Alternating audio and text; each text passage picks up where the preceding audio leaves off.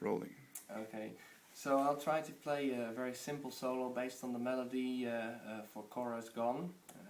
It's a simple song, and there are very few melody notes actually.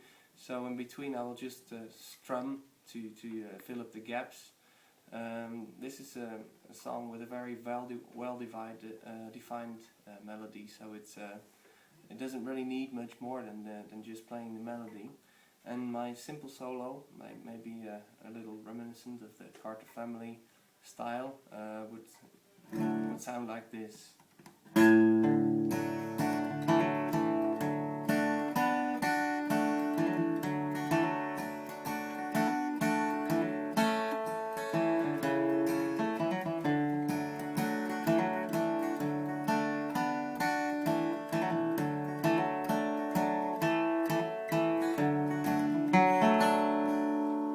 My basic solo, and this could be enough when you're just by yourself with your guitar, but when you're in a band situation where you need a little more emphasis, or you need a little stronger sound to make sure that everybody knows that you're the one playing the solo and not the banjo who's playing backup way too loud as usual, you can add some breast strokes, and maybe you can also add just a few pull-offs, hammer-ons and things like that to make that solo more fluent.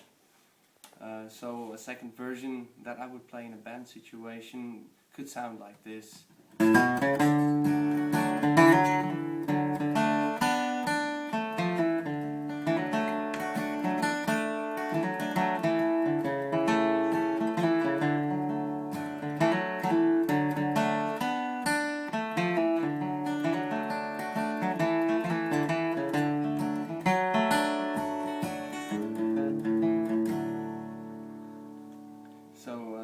That would be a different version, and you hear that the notes are deeper, stronger. I get a fuller sound when I use those rest strokes. The only danger with rest strokes is that you mess up your timing, which happens to me sometimes, so be careful. But rest strokes are a good way to get a very good strong tone. You also asked me about some licks that I use maybe at the end of a chorus, and there's a lick that I do in the middle of the chorus. I'll first show you the one that I play, where usually in other songs there would be a G run, like to close off one part of the song before another song starts. In this case it will be at the end of the chorus, where we have time to play a lick before the solo starts. This lick is probably a Clarence White lick, and if it's not precisely a Clarence White lick, then it's very much inspired by Clarence White. So after the last line you can play a lick like the following.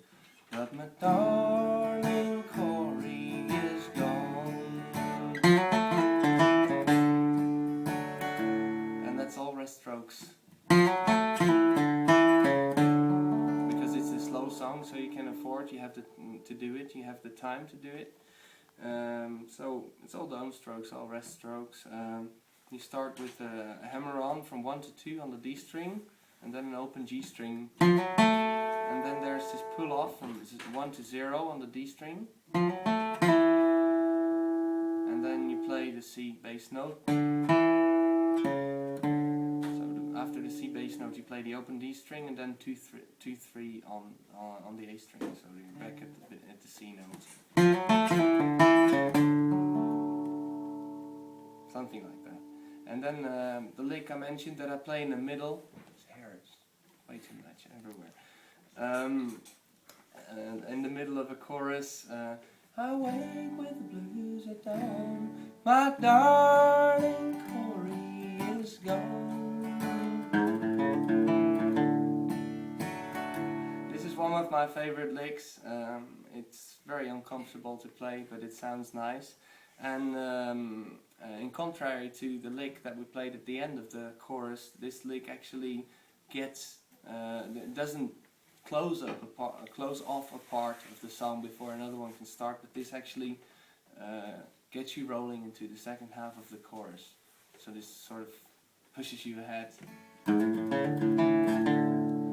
it starts with a hammer-on from 2 to 3 on the E string, with your middle and finger, and then you do the same on the A string.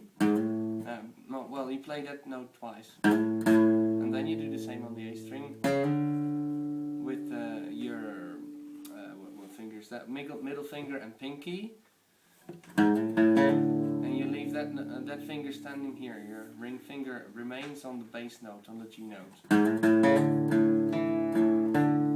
and then you only play notes that you already have there, which means open D string and these two.